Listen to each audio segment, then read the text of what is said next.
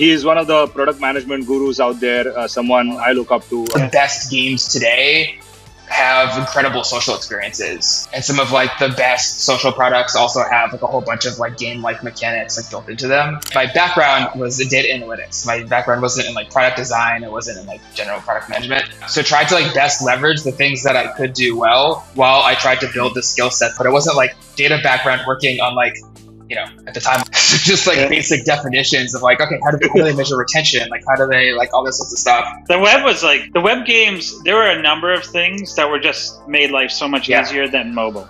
Working on games is there's like, I think there's like a certain levity to it. Like at the end of the day, you're kind of just like building this product to like entertain people, to give people enjoyment. Being good at like hearing to like, listening to other people, taking their feedback, like really appreciating it is like critical to the job. Welcome to our next episode of the Game Makers Lounge.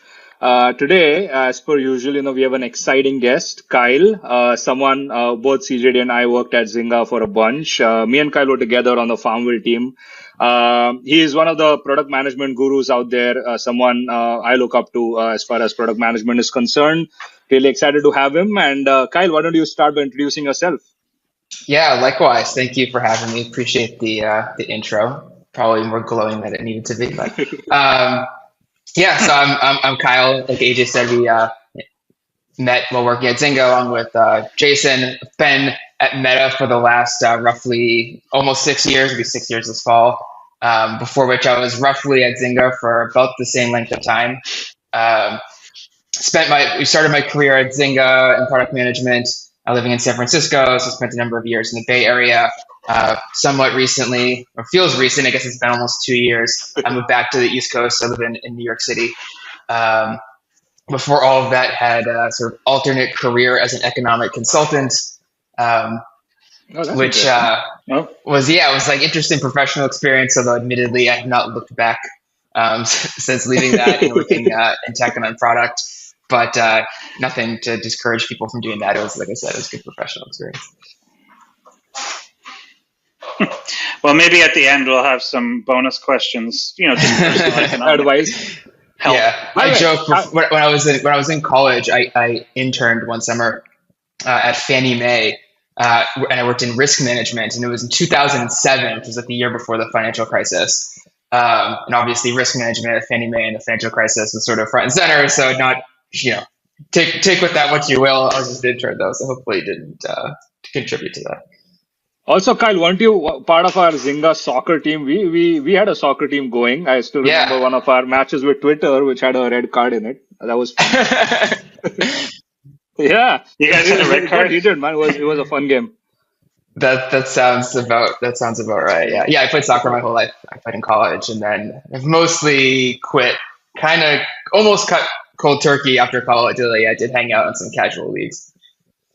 Super cool. So product management, huh? So tell me about your journey. You obviously, studied, and then how did you get into Zynga? What made you choose that company over maybe at that point in time others were exploding as well? Yeah. I would love to pick your brain on product management. And yeah, I mean, my journey, like many, is like pretty, probably unique, somewhat by happenstance. Like I mentioned, I was, actually working as an economic consultant, so like heavy data background. At the time, I was always like interested in technology. My brother's a software engineer. We had founded a not successful startup, and I was kind of like moonlighting as like an entrepreneur. I think even calling it an entrepreneur is probably, not. We had some side projects, I would call it, but did like ship some stuff. We built some mobile apps and a website and stuff. And so I was like pretty involved at the time. I was living in Boston, so I was like pretty involved through that, just in the Boston tech community. So like going to all sorts of events, talking about some people working at different companies. And it became pretty clear to me that like I was much more interested in that sort of like career space than I was what I was currently doing. So I was like started like proactively trying to like find a way to get into get into tech. This was like back in like 2010, 11. So there's obviously like a lot of growth at the time.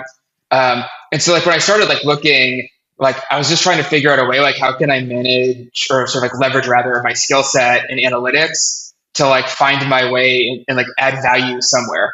So I actually started initially looking at like a bunch of like data scientist roles. I mean, I can't remember exactly how many companies I applied to. The number was pretty high. And like, I was really interested in like Uber at the time. It was like a black car service, and I was using it in Boston. And like, it was like sort of like generally mostly applying to data analyst roles because frankly, I didn't think if I like applied to a product role that they would look at my resume.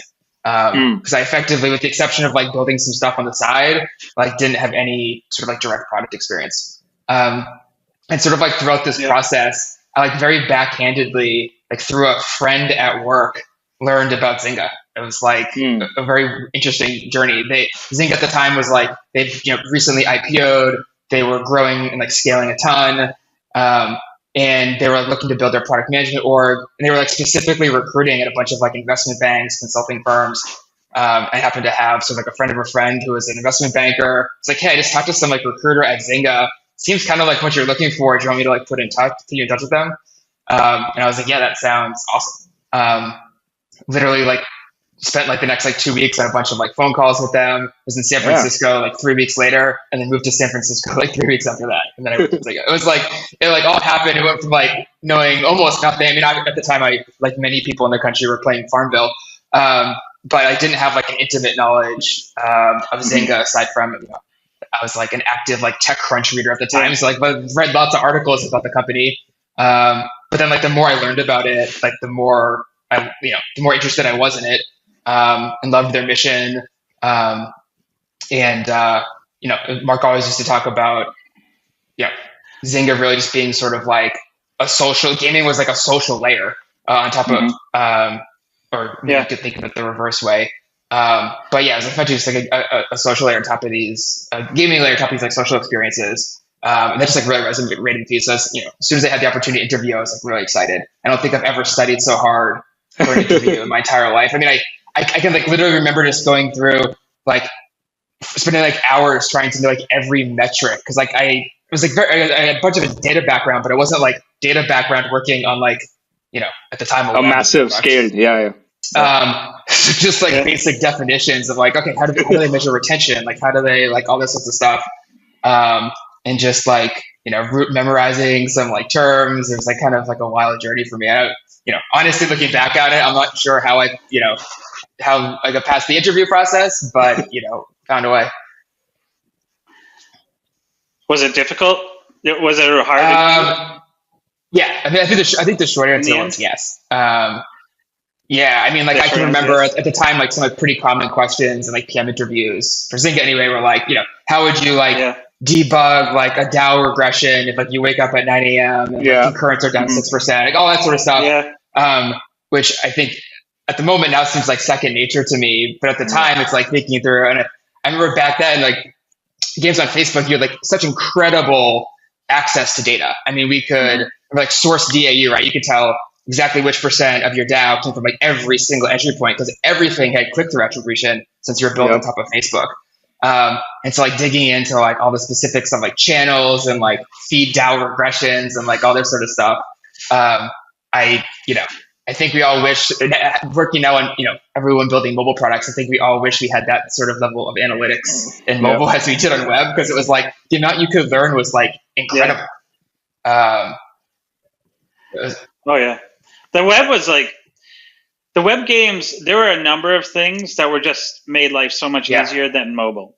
And like from your standpoint, you talk about that, but even from the engineering standpoint, your ability to just push things straight to the customer as often as you needed was quite often because you'd make mistakes and be like, oh shit. Yeah, reminds me man, we were reminds me of the AJ, you probably remember this, the yellow box on Farmville. Yeah. Like I just remember like if anything went wrong in the game, you could like instantly just like drop these like dialogues, whatever. Oh yeah, we'll be right back.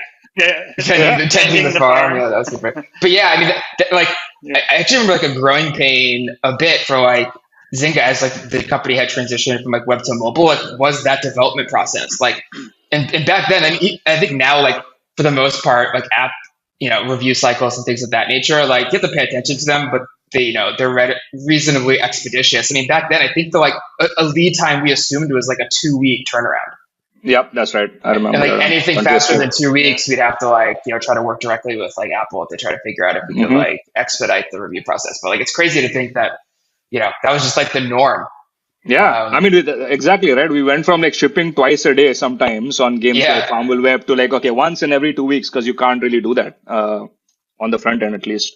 But yeah, coming back to your interview, so obviously great. So you're in yeah, Zynga. See, Zynga yeah, has now these bunch of product managers, and I think like they were an amazing bunch, all working on these massively successful games. How did you like? What else did you do to stand out? I mean, you clearly ended up climbing the ladder, ended up becoming the GM of Country Escape later on. How was that journey like? So you're in now. yeah. What's next for Kyle? Yeah, two things that come to mind. One is I think like at the time I had joined, like you said, like there's a large product management work. Like Yeah. if you look at the ratio of like PMs to like company size or whatever, like probably aren't too many moments in time where that ratio was higher than it was at Zynga, Yeah. which was awesome from the standpoint of Yeah. being someone that was trying to learn. I Hmm. mean, you effectively had access to like whatever amount of PM bandwidth or resources you need, and like had this like hands-on training from people that had been working on the game at the time for like several years, or was working more generally in tech for like many years. And so like you like kind of like went 0 to 60, went from like knowing nothing to just being in this environment where, like I think like the second, like back then we had on call not just for engineering but for product, as you might Yeah. remember. And we'd be, Yeah. we used to send out twice a day, like daily reports on like trends for DAO and monetization. um, I think I was like the second week on the job, and I was like quote unquote like on call, like sending out email updates to like the GM, being like, "Hey, here's like what," and like, I mean, I learned this stuff probably like the day before. The person that trained me probably learned it the day before that. So it was Yeah, like rapid fire. yeah, yeah. There's got to be some entropy in But that what I stuff. think what I tried to do was, like I said, like my background was in data analytics. My background wasn't in like product design. It wasn't in like general product management. So I tried to like best leverage the things that I could do well, while I tried to build the skill sets that I knew would take some time to develop. Um, so like honestly, my first few months, I was like a quasi data scientist. I mean, I was just like digging into data, finding trends, like trying to understand like user behavior in the game, etc., and just like ramping up as fast as I could on understanding the audience. Um, and so I tried to like, you know, build empathy for our users and build understanding of them through data, and just like lean into stuff and have some sort of like expertise. And so I sort of like, as a result of that, sort of like naturally as a starting place, sort of like found my way into primarily focusing on growth. So I like Hmm. kind of quickly became like the growth PM on Yeah. Farmville, which like tends to be pretty data aligned, data centric. And so like very quickly was like the growth guy on Farmville, which then like you built expertise on building at the time what was like Facebook Canvas web games, which then sort of gives you general expertise on like any game we were then going to build on web. Um, and so I tried to like leverage that and to like help other teams grow, help build like launch models and growth models, um, and then kind of like went from there.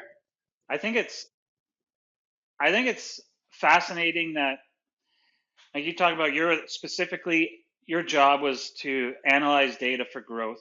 You're talking about how you had on-call folks who would put out Yeah, sometimes twice a day reports on how things are trending.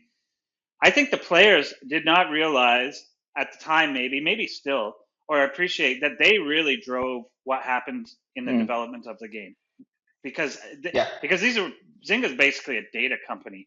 It was literally just following the data. It would throw shit at the wall, and then just you guys that knew how to crunch the numbers would be like, "This is the path to follow now," yeah, and like literally the players are driving But yeah. all these yeah. I mean, one tests. one of the Yeah. things that I found when I was working there was like the like the amount of opportunities you had to learn about what would or wouldn't resonate with your user base was like, and I think Marcus talked about this a lot, right? Like Yep. these were all like learning opportunities, right? And so like you really were able to go, like quickly Yep. grow your product intuition about this demographic of people, because you could like go from like having never seen a live experiment run on Farmville to having seen like 1,000, and understand exactly how like each one contributed to like drive Hmm. value for people or like made the game better Yeah. or whatever. Um, and so like the sort of like learning cycle there was like really fast. Yeah. And then I think we kind of had the benefit, sort of like retrospectively maybe, on Farmville, of like we had a sort of like very clear cohort of people that were like leveraging the game, right? It's like Farmville was US only, which is like kind of funny to think that the game was US only. Like nowadays, you would like, I don't know, you probably Yep. can't think of that many games that.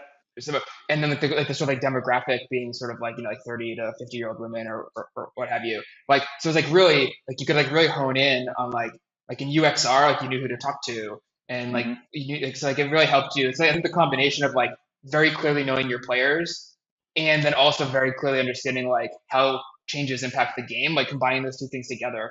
Um, you know, I think now we kind of take for granted like every product is like data oriented in some way, shape, or form almost, and then you know like understanding your players, I think is like of course you need to understand like your user base, your player base. Yeah. Yeah. And back then, like the sheer volume of players was insane. So we left Zynga 2 years ago now, a little more for AJ, a little less for me. The numbers that we used to have when you were on Farmville, so 2010, 2011 era, we would shut down games because their numbers. We shut down games now because the numbers are not high enough. Or what am I trying to say? Holy smokes! The numbers back then, we would say the tide is leaving, so the games would be aging out, and the numbers that they had back then would be hits in terms of today's mobile games. Like we'd be upset that we only have 300,000 DAU or something like that, right? And we were like, that the game's run its course, and now we can experiment with different technologies because we don't care as much because it's only 300,000 unique users today. But now the games, gosh, there's so many games that would make the entire company. Yeah, I mean, one thing that's, I mean, this is obviously not like true. There's lots of counter examples to this, but like I think one of the big things that's changed, I think, since that like era in gaming is like going to market and like how I think most companies or products assume they're going to scale has like completely changed, right? Like the name of the game now is like you just have to have high enough ARPDAU to be able to acquire users in an ROI positive fashion and scale. Yeah. And I, to a certain extent, I actually think like there's almost this like assumption now, or like I think user acquisition is almost sometimes thought of as like an afterthought because it's just like assumed like you're gonna have to have a game that monetizes and you're gonna have to like grow it through paying for customers. And like I actually think that's like versus back then, like I mean, I think when I was leading growth on Farmville, I think we like had some paid acquisition, but like it was like line item 10 and I like barely looked at it. It was like it was all organic. And like the mentality of like the kinds of games you can build and how you think about building them changes quite significantly when your user acquisition changes that dramatically. So yeah, I think it like changes a lot just like the kinds of games you see even. Yeah. I actually want to now change gears a little bit because one interesting topic to me was that yes, there were a bunch of people who are really good at their job in their lanes, right? Be an engineer, be a product manager. But I also think that a lot of people succeeded because they were also really good about working cross-discipline. Making games is inherently a very cross-disciplined kind of organization. You're one of the few people that, I know engineers loved working with you, designers loved working with you. So how was your approach towards other disciplines at Zynga? Yeah, I mean, like at the end of the day, I think that kind of is the product management role, right? Like you effectively sit at the intersection, like not that you aren't an expert in anything, but like you usually have people that are experts in a whole bunch of things, right? So like you're sitting at the intersection of like design, data, research, and et cetera. And like the whole job is like taking in those inputs, sort of like, figuring out how they connect, tying that into like the competitive landscape and what it means to the business, what it means to customers. Like, I feel like being good at like hearing to like, listening to other people, taking their feedback, like really appreciating it, is like critical to the job. I think if like you cut yourself off to that, it's probably hard to ever be successful in product. Again, I'm sure there are counterexamples.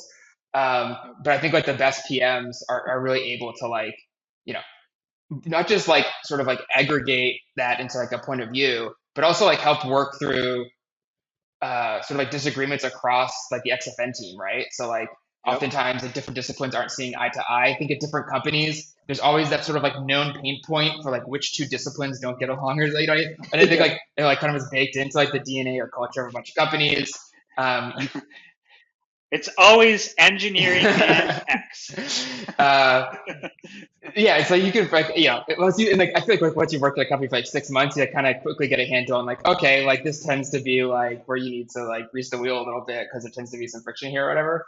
Yeah, And so like knowing that, I think is like critical. And then like, I think my like general principle though is I think like you really have to go into like all of these conversations and assume best intent. yeah. Like That's very well said. 99.9, Yep. 99.9% of the time, everyone is just like trying to do what's best for the users, trying to do what's best for the company. It's like if like you're not seeing eye to eye, it's like generally just coming from like a place of like good intent. And I think it's like easy in some of these like disagreements not to do that. And that's when I think it sort of like breaks down. People get like more personal about it. And so I think like if you just like go into all these conversations, assume best intent, like honestly, that's like half the battle. And there's a lot more to it, but like I think that's like a critical first step. Yeah, of course. That is absolutely well said. I think that, in fact, like that's probably a good segue into, is the landscape very similar in the non-gaming space now? You're one of the people I know who obviously have left gaming to now work with Meta. Again, a lot Yeah, of gamification, a lot of similar social principles, I'm sure. But how's the team dynamic there compared to gaming? And I would love to hear a little bit yeah, about your experience at Meta. yeah. I mean, it's a little bit difficult to parse out. Like obviously, like the size and scale of the companies is pretty different. And so like my perspective is it's like it's not just like moving industries really, like it's also like changing pretty dramatically just like the structure and nature of the company. So like naturally at Meta, right, you are working like with a lot more partner teams. Your XFN teams tend to be larger. Like out of need, you're doing like more like upward management, things of that nature. But like the general dynamics are like often very similar. Like you're working very closely with like a broad XFN team. I think you, given just like I think like the size of the company, you do even like you like at Zynga you did sort of like I was like putting mocks together and like product specs. I was like doing my own data analysis. Certainly at like Meta, like that dynamic is different. I'm like much more of the game is about like how can I best scale myself by like leveraging the team Mm. around me and empowering people to like have the right context to make the right decisions on their own. Know what like the sort of like North Star is for both the product and our customers. And so you're doing definitely more like guiding and making sure like the ship is like moving in the right direction and people have the context to like leverage their expertise to make the right decisions. Um, Whereas I think at like a smaller company, particularly like gaming, where it tends to also be pretty studio centric, Yeah. where you can make decisions that are a little bit more local because like you're like even at a company of 2,000 people, there may only be 60 working on the game or 50 working on the game that you're working on.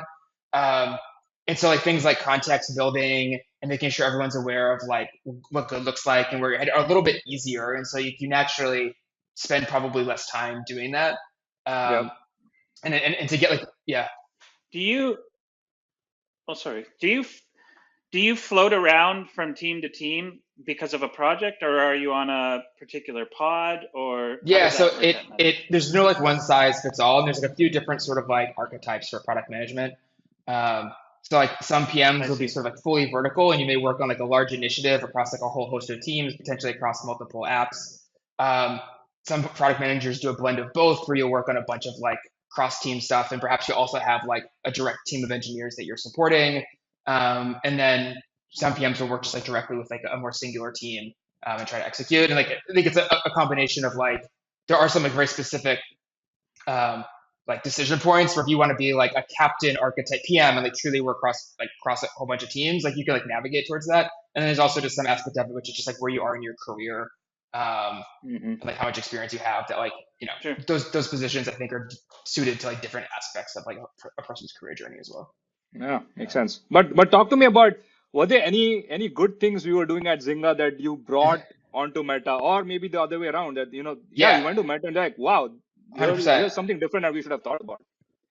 Yeah, so like I think some things that stand out are like one, and this is maybe like a little bit high level and less tactical, but just maybe like an observation I've made having worked across a few of these different bunch of these different products is I like now like think a lot about sort of like social or like communication apps and like more like gaming products on effectively like the exact same spectrum. Hmm. Um, and like if you look at like the history of like so many different either communication products or sort of like social companies or social products, like so many of them start with what is very retentive, which is social. But then as they look to monetize or grow engagement, more and more to gaming. So you can think of like, like Facebook, having like a gaming platform, various messaging apps, even like iMessage is they built the games at various points in time. And then like so many games are like very engaging and can monetize quite well, but often lack sort of like core retentiveness. And so they want to layer in social. So like you're adding like chats, you're adding guilds, etc. And like over time, I think like these two things started out on like different ends of the spectrum, right? If you're like talking about like a telephone on one end of the spectrum Yep. and like maybe like a Game Boy on like the other end of the spectrum, but then, like over time, or like playing like an arcade or something. Yep. Although even an arcade has elements of social, it was just like the person was standing next to you. Um, Yep. but then like over time, I think like naturally these things like collide. Um, and so like the best games today have incredible social experiences. And some of like the best social products also have like a whole bunch of like game like mechanics like built into them. And so they're not like, yes, at the end of the day, like some of these products are like much more utilitarian versus some of these products are more like entertainment oriented.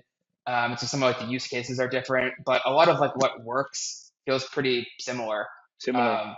Like Words with Friends, like it's kind of just like a messaging app with a game on Yep. top of it, Absolutely. Yep. as an example. And I don't Yeah, mean that sure. to like it's an incredible experience, but you know, Yep. and you can I think go through a whole bunch of examples like on both ends of these.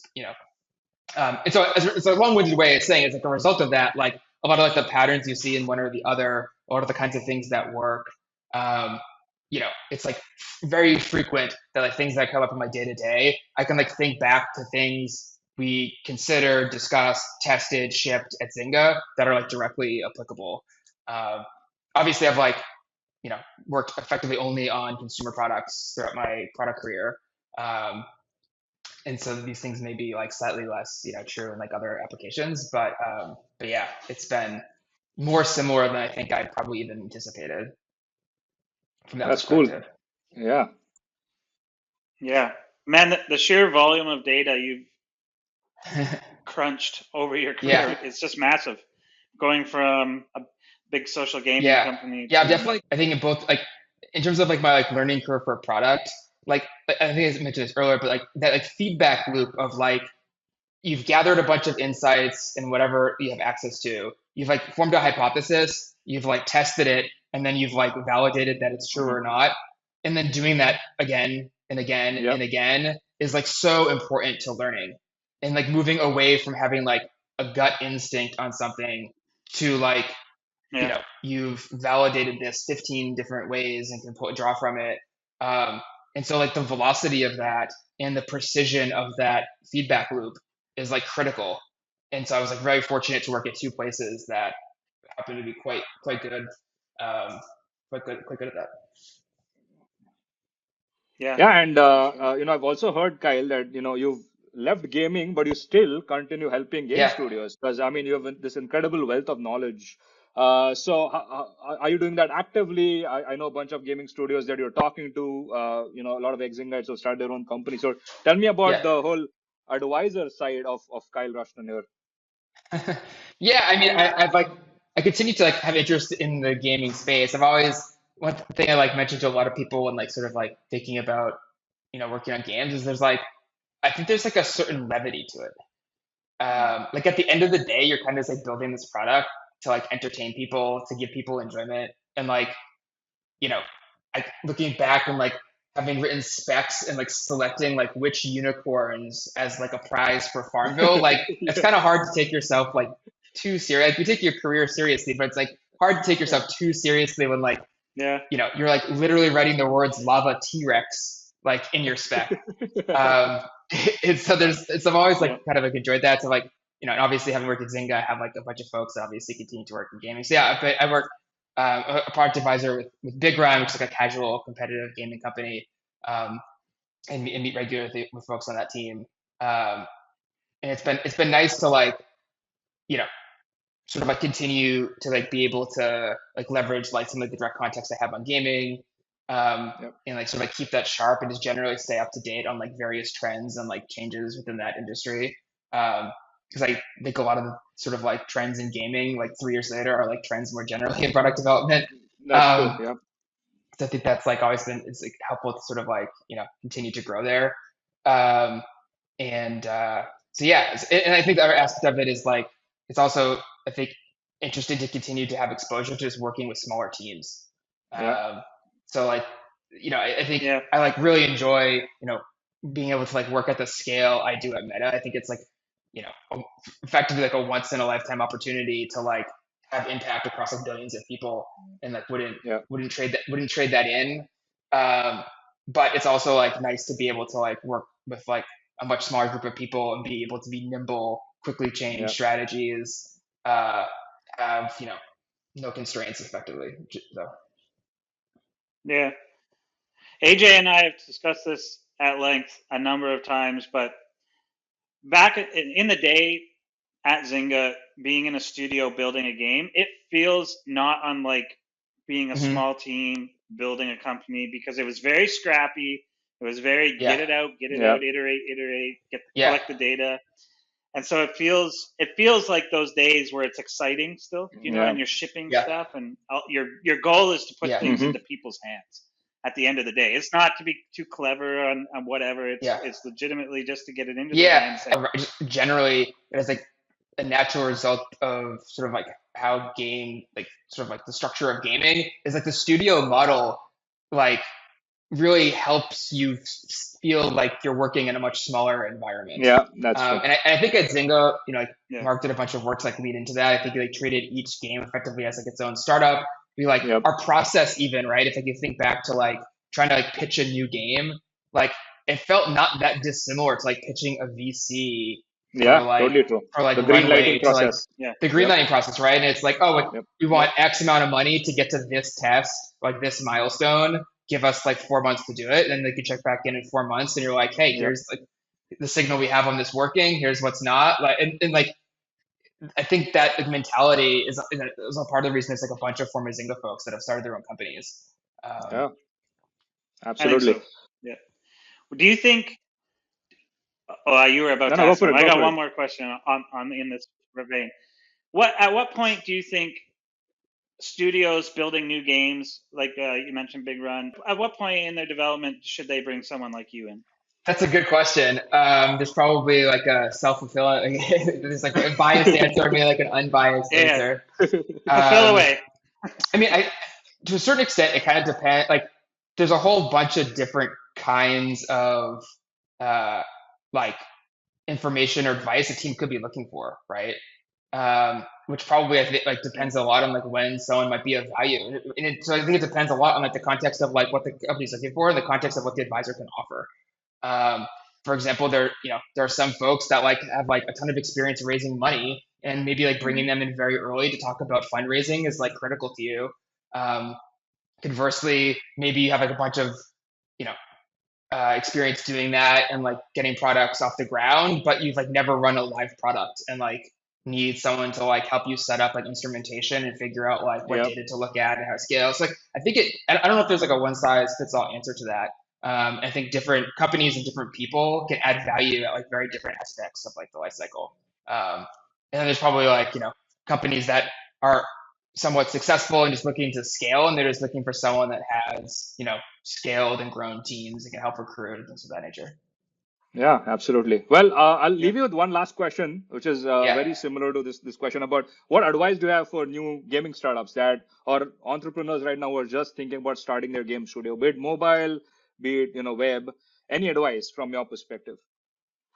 Yeah, I think the thing, and this came up a little bit earlier in our conversation, but I think like one of the observations I've had, and I think would be something I'd be thinking a lot about if I were starting my own company, um, is like really thinking like as like you're like ideating and like coming, trying to figure out like how you go to market, like really thinking like from day zero about like what the like sort of like user acquisition and growth strategy for the product is.